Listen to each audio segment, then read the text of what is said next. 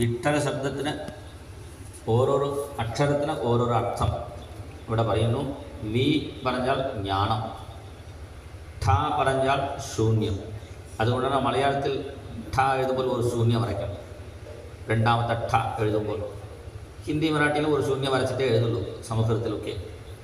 V പറഞ്ഞാൽ ജ്ഞാനം, ഠ പറഞ്ഞാൽ ശൂന്യം. അപ്പോൾ ജ്ഞാനശൂന്യന്മാരെ ലാതി അനുഗ്രഹിക്കുന്ന ആൾ, ജ്ഞാനം ഇല്ലാത്തവർക്കും ജ്ഞാനം കൊടുക്കുന്നവൻ. വിദ ജ്ഞാനേന ഠാൻ ശൂന്യാൻ ലാതി ഗൃഹാതി യസ്വയം അജ്ഞ അനുഗ്രഹകൃത് ദേവ വിഠല കഥ്യതേ ബുധൈഹി. അജ്ഞന്മാരെയും അനുഗ്രഹിക്കുന്ന ഭക്തൻ. അജ്ഞന്മാരെ എങ്ങനെ അനുഗ്രഹിക്കും? അജ്ഞന്മാർക്കും ജ്ഞാനത്തെ കൊടുത്തു അനുഗ്രഹിക്കുന്നവനാണ് വിഠലൻ ആണ് ആ ഭഗവാന്റെ പേര്. അപ്പോൾ ഭഗവാൻ എന്ത് വര വേണം ചോദിച്ചപ്പോൾ ഇവിടെ തന്നെ വിഗ്രഹ രൂപത്തിൽ നിൽക്കണം. പിന്നെ എൻ്റെ അച്ഛനമ്മമാരെ കുളിപ്പിക്കാൻ പുഴ വരെ കൊണ്ടുപോകാൻ വളരെ ബുദ്ധിമുട്ടാവുന്നു, പുഴ ഒന്ന് ഇങ്ങോട്ട് ആക്കിയാൽ നന്നായി. അപ്പോൾ ഭഗവാൻ കയ്യിൽ ഒരു വടി വെച്ചിരുന്നു. ആ വടി കൊണ്ട് ഒരു പുഴയിൽ കുറച്ച് ഇങ്ങനെ ആ പുണ്ടലികൻ്റെ ആശ്രമം ചുറ്റിപ്പോവാൻ വേണ്ടി ഭഗവാൻ ഇങ്ങനെ വളച്ചു കൊടുത്തു. ചന്ദ്രനെ പോലെ വളഞ്ഞു പോകുന്നത് കൊണ്ടാണ് ചന്ദ്രഭാഗ. ആ ഭാഗത്തിൽ ചന്ദ്രഭാഗ എന്ന പേര്, അതിൻ്റെ പേര് ഭാഗവത്തിൽ പറഞ്ഞിട്ടുണ്ട്, ചന്ദ്രഭാഗ. അങ്ങനെ ഭഗവാൻ അച്ഛനമ്മമാരെ ശുശ്രൂഷിച്ചത് കൊണ്ട് സ്വയം തേടി വന്ന് അനുഗ്രഹിച്ചു. അതാണ് ഇവിടെ പറയുന്നു, നമാതുഹു ദൈവതം പരം, അമ്മയേക്കാൾ ശ്രേഷ്ഠമായ ദൈവമില്ല. അപ്പോൾ ഇതിൽ നമുക്ക് പ്രധാനം ഗായത്രിയാണ്. അതുകൊണ്ടാണ് ഇവിടെ ഗായത്രിയിൽ നിന്നും ഭാഗവതം തുടങ്ങുന്നു. ഗായത്രിയിൽ ധീമഹി പറയുന്നുണ്ടല്ലോ, അതുകൊണ്ടാണ് സത്യം പരം ധീമഹി. ആദ്യത്തെ ശ്ലോകത്തിൽ ഗായത്രിയുടെ വ്യാഖ്യാനമാണ് ഭാഗവതം എന്നാണ് ഗരുഡപുരാണത്തിൽ പറയുന്നു. ഗായത്രി ഭാഷ്യരൂപോസോ എന്നാണ് ഇവിടെ പറയുന്നു. പിന്നെ രണ്ടാമത്തെ ശ്ലോകം, ഇതിൻ്റെ അധികാരി ആരാണ്, ഇതിൽ പറഞ്ഞ വിഷയം എന്താണ്, ഇതിൻ്റെ പ്രയോജനം എന്താണ്, ഇതൊക്കെ ഒരു ഗ്രന്ഥം പറഞ്ഞാൽ ഇത് ആരൊക്കെയാണ് ഇത് വായിക്കണം. ഇത് 4 വിഷയം പറഞ്ഞിട്ടേ ഗ്രന്ഥം തുടങ്ങാവൂ. ഇത് പഠിക്കേണ്ട അധികാരി ആരാണ്, പറയുന്ന വിഷയം എന്താണ്, ഇതിൻ്റെ പ്രയോജനം ഫലം എന്താണ്. ഇവിടെ പറയുന്നു, ധർമ്മ പ്രോച്ചിത കൈതവോത്ര പരമോ നിർമത്സരാണാം സതാം. ഭാഗവതത്തിൽ പറഞ്ഞ വിഷയം പ്രോച്ചിത കൈതവോത്ര പരമഃ ധർമ്മ. പ്രോച്ചിത കൈതവം, കൈതവം പറഞ്ഞാൽ കാപട്യം. കാപട്യം ഇല്ലാത്ത ധർമ്മമാണ് ഇവിടെ പറഞ്ഞിരിക്കുന്നത്. ധർമ്മത്തിൻ്റെ കാപട്യം എന്താണെന്ന് ചോദിച്ചാൽ, ഒരു ധർമ്മം ചെയ്യുമ്പോൾ അതിനെ ഒന്ന് ഫലം പ്രതീക്ഷിച്ചാൽ അത് കാപട്യമാണ്. ഒരാളുടെ കയ്യിൽ നമ്മൾ ഒരു 100 രൂപ കൊടുത്താൽ സന്തോഷമായി കൊടുത്താൽ നന്നായി, കൊടുത്തിട്ട് എനിക്ക് തോന്നുന്നു ഒരു സാധനം തരാമോ, അവരുടെ കയ്യിൽ 500 രൂപ സാധനം ഇങ്ങോട്ട് മേടിച്ചാൽ എങ്ങനെയാണോ അതുപോലെയാണ് നമ്മളൊക്കെ ഭഗവാനോട് വ്യാപാരമാണ് മിക്കവാറും എല്ലാം ചെയ്യുന്നു. ഞാൻ ഈ വഴിപാട് നടത്താം, പക്ഷേ അത് കൊടുത്താൽ മതി എന്നാലും ഭഗവാൻ കൊടുക്കുന്നു. ആർത്തോ ജിജ്ഞാസു അർത്ഥാർത്ഥി ജ്ഞാനീച്ച ഭരതവേഷഭ. അങ്ങനെ അർത്ഥാർത്ഥിയായിട്ട് വരുന്നവരെയും ഭക്തനായി ഭഗവാൻ സ്വീകരിക്കുന്നു. പക്ഷേ പ്രഹ്ലാദൻ പറഞ്ഞു, അവരൊക്കെ ഭക്തന്മാരല്ലേ, അവരൊക്കെ വ്യാപാരക്കാരാണ്, മിക്കവാറും അമ്പലത്തിൽ വരുന്നവർ എല്ലാം വ്യാപാരികളാണ്, ഞാൻ അത് വഴിപാട് നടത്താൻ പകരം ഇത് കൊടുക്കുന്നു. ഭഗവാൻ പറഞ്ഞു, കുഴപ്പമില്ലേ, വന്നോളൂ, അങ്ങനെ ഇനി വന്നാലും മതി. എന്താ കാരണം? അങ്ങനെ വന്നോട്ടെ, അങ്ങനെ ആദ്യം വരുന്നവർ അങ്ങനെ വരുള്ളൂ. വെറുതെ ഭാഗവതം വന്നാൽ ഇവിടെ ജ്ഞാനം കിട്ടും, മോക്ഷം കിട്ടും പറഞ്ഞാൽ ഒരാൾ വരല്ലേ. ഇടയ്ക്ക് ഇവിടെ വന്നാൽ കൃഷ്ണാവതാരം കേട്ടാൽ സന്താന ഭാഗ്യം ഉണ്ടാവും, രുക്മിണി സ്വയംവരം കേട്ടാൽ മാംഗല്യഭാഗ്യം ഉണ്ടാവും, പിന്നെ വരാഹാവതാരം കേട്ടാൽ ഇങ്ങനെ ഓരോ അവതാരത്തിൻ്റെ ഫലശ്രുതി ഭാഗവതം തന്നെ പറയുന്നുണ്ട്. ഈ ഫലശ്രുതി പറഞ്ഞാലേ ആദ്യം വരുള്ളൂ.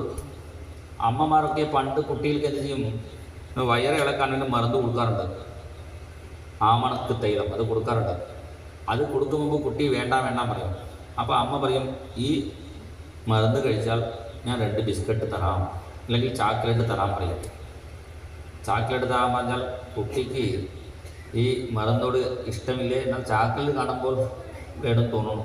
അപ്പോൾ കുട്ടി എന്ത് ചെയ്യും, വളരെ ബുദ്ധിമുട്ടി ആ മരുന്ന് കുടിക്കും, പിന്നെ ബിസ്ക്കറ്റ് മേടിച്ച് പോകും.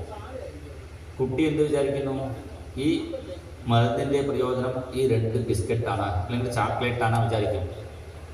പക്ഷേ കുട്ടി അങ്ങനെ വിചാരിച്ചാലും അമ്മ കൊടുത്തതിൻ്റെ താല്പര്യം എന്താണ്, ഇത് ആദ്യം നിറച്ച് ബിസ്ക്കറ്റ് കഴിച്ചിട്ടുണ്ടല്ലോ, അത് പുറത്തേക്ക് പോകാൻ വേണ്ടിയാണ് അമ്മ കൊടുത്തു മറന്നു. അമ്മ മറന്ന് കൊടുത്തത് അതുപോലെയാണ്. അതുപോലെ വേദമാതാവ് എന്ത് ചെയ്യുന്നു? ഓരോ ഫലന ഉദ്ദേശിച്ച് ഓരോ മന്ത്രം പറഞ്ഞു കൊടുക്കുന്നു. ശരിക്കും വേദത്തിൻ്റെ ഉദ്ദേശ്യം ഏത് കർമ്മവും നമ്മൾ സ്വയം സ്വീകരിക്കാതെ നാരായണായേതി സമർപ്പയാമി, കർമ്മത്തിനെ കർമ്മയോഗമായിട്ട് ചെയ്യണം എന്നാണ് നമ്മുടെ മഹാത്മാക്കൾ പറഞ്ഞു കൊടുത്തിരിക്കുന്നു. അതുകൊണ്ടാണ് ഏത് കർമ്മവും സമർപ്പിക്കുമ്പോൾ ഈ മന്ത്രം ജപിച്ചിട്ടേ നമ്മൾ സമർപ്പിക്കുള്ളൂ. കായേന വാചാ മനസേന്ദ്രിയേർവാ ബുദ്ധ്യാത്മനാ വാ പ്രകൃതേ സ്വഭാവാത് കരോമി യദ്യത് സകലം പരസ്മൈ നാരായണായേതി സമർപ്പയാമി. അങ്ങനെ ഭഗവാനക്കായി സമർപ്പിക്കുമ്പോൾ ആ കർമ്മങ്ങളിൽ ദോഷമുണ്ടെങ്കിലും അത് ശരിയാക്കി ഭഗവാൻ നമുക്ക് നന്നായി നല്ല കർമ്മങ്ങളായി അതിൻ്റെ ഫലം കിട്ടും.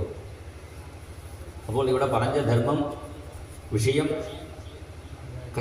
കൈതവം ഇല്ലാത്ത ധർമ്മം. പിന്നെ ഭാഗവതം കേൾക്കാൻ അധികാരി ആരാണ്? നിർമ്മത്സരാണാം സതാം, മാത്സര്യം ഇല്ലാത്തവരാണ് ഇതിൽ കേൾക്കാൻ അധികാരി. പിന്നെ ഭാഗവതത്തിൻ്റെ പ്രയോജനം എന്താണ്?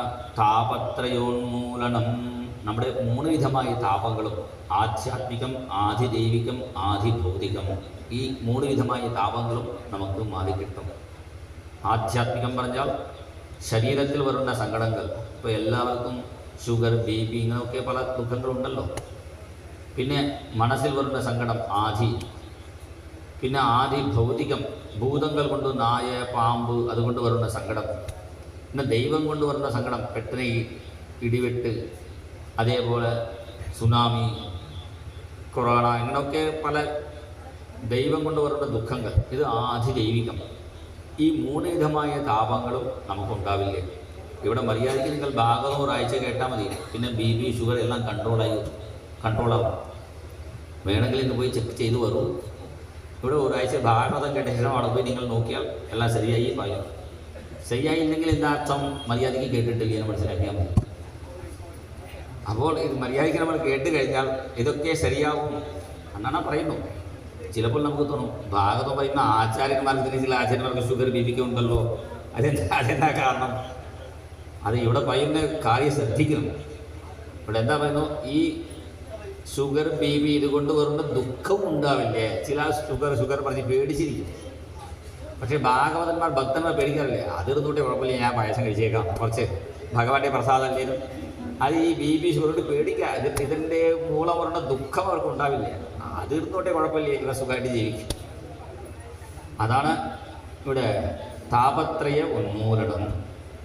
ശ്രീമദ് ഭാഗവതേ മഹാമുനികൃതേ കിം വാ പരേതീശ്വരഃ സത്യോ ഹൃദ്യവരുധ്യതേത്ര കൃതിഭിഃ ശുശ്രൂഷിഭിസ്തക്ഷണാത്. ഈ ഭാഗവതം കേട്ടുകൊണ്ട് ഹൃദയത്തിൽ ഭഗവാൻ സ്വയം എത്തിച്ചേരും. അതാണ് ഇതിൻ്റെ ശരിയായ ഫലം. നമ്മുടെ ഹൃദയത്തിൽ ഭഗവാനെ തെളിഞ്ഞ് കാണാൻ സാധിക്കും. നമ്മൾ പറയാറുണ്ടല്ലോ നാമജപത്തിൻ്റെ മഹിമ. നാരായണാവെന്ന് സദാ ജപിച്ചാൽ പാപം കെടും, പശി കെടും, വ്യസനങ്ങൾ തീരും, നാവിനുണർച്ച വരും, ഏറ്റവും അന്ത്യകാലേ ഗോവിന്ദപാദം തെളിഞ്ഞ് കാണാം. പദങ്ങൾ നാമമഹിമ പറയുമ്പോൾ ആദ്യം എന്താ പറയുന്നു? നാരായണാവെന്ന് സദാ ജപിച്ചാൽ. നമ്മൾ സദാ ജപിക്കുന്നുണ്ടല്ലോ.